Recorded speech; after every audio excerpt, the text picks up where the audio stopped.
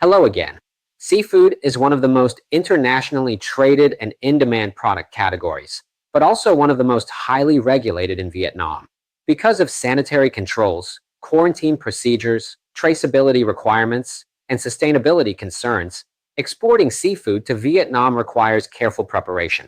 In this lesson, I'll walk you through what exporters must check, the recent regulatory context, and a recommended strategy to succeed. When you import aquatic products into Vietnam, whether wild caught, farmed, or processed, you must submit an import declaration to the competent authority at least 48 hours before the shipment arrives. This dossier must include information about origin, the species, catch or harvest data, processing details, and packaging. The purpose is to verify legal origin and ensure that the shipment does not violate illegal fishing, commonly known as IUU regulations. Aquatic animals and their products may also be subject to quarantine or risk analysis inspection before entering the domestic market. For processed or frozen seafood, you will typically need a valid sanitary or health certificate, and in some cases a veterinary or quarantine certificate for customs clearance. Even if seafood is processed, Vietnam may still classify it as an animal origin product requiring control. This has been a point of concern for the local Seafood Industry Association, who argues that applying full quarantine to processed seafood increases administrative burden. In recent years, Vietnam has strengthened its regulations on traceability, chemical residues, aquaculture drugs, and chain of custody requirements. Imported seafood must comply with residue limits, avoid prohibited substances, and maintain verifiable traceability from harvest or production all the way to import. Origin verification is critical. For wild-caught seafood, authorities carefully inspect the catch area, fishing licenses, and legality of the catch. If origin data is incomplete or questionable, the shipment may be rejected. The documentation required for seafood imports is extensive. You need a commercial invoice, packing list, bill of lading, certificate of origin, sanitary or health certificate, and sometimes a catch certificate for wild-caught products. You must also submit declarations to the Fisheries Control Department and comply with general food safety labeling and packaging rules, depending on the product. Even though Vietnam is a major seafood producer and exporter, the domestic market still demands significant volumes of imported seafood.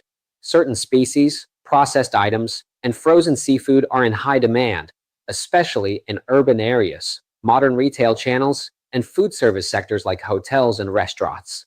Importing seafood remains relevant because domestic production does not always meet demand for specific species, quality standards, or consistent supply. However, due to strict documentation and compliance requirements, only exporters with strong traceability systems, sanitary standards, and stable logistics tend to succeed.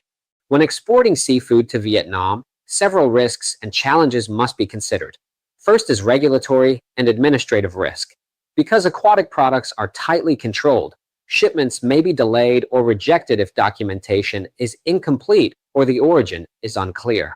Second is the burden of traceability and compliance. You must maintain full traceability of the catch, have legal origin, provide sanitary certificates, residue test results, and follow increasingly strict government requirements. Third is cold chain and logistics. Seafood requires continuous temperature control from origin to destination. Any cold chain failure can result in spoilage or rejection. Fourth is the unpredictability of inspections. Even frozen or processed seafood may be selected for inspection, increasing time and cost. You also face strong price competition and regulatory changes related to sustainability, residues, and traceability. Given these challenges, here is the strategy one recommend for exporters considering market entry. First, validate your origin and traceability documentation early. Ensure that the fishery or farm is legal and that you have all necessary certificates. Second, use approved processing and cold chain facilities and maintain strict temperature control throughout shipping. Third, prepare the complete import dossier before shipment to avoid delays.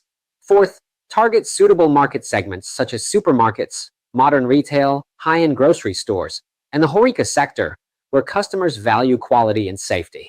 Fifth, start with a small shipment to test the process, evaluate clearance procedures, and build trust with importers. Sixth, ensure you have backup cold chain arrangements. and work with reliable logistics partners. And finally, stay updated on regulatory changes, especially those related to sustainability, traceability, and residue limits. In the next lesson, Lesson 14, we will explore the import requirements for fresh fruits and vegetables, another challenging but potentially profitable category. We will cover phytosanitary rules, maximum residue limits, cold chain logistics, and market opportunities. I'll help you determine whether exporting fresh produce to Vietnam makes sense for your business. That wraps up today's lesson on seafood and aquatic products. It's a market full of opportunity, but only for exporters who are fully compliant and well prepared. See you in the next session.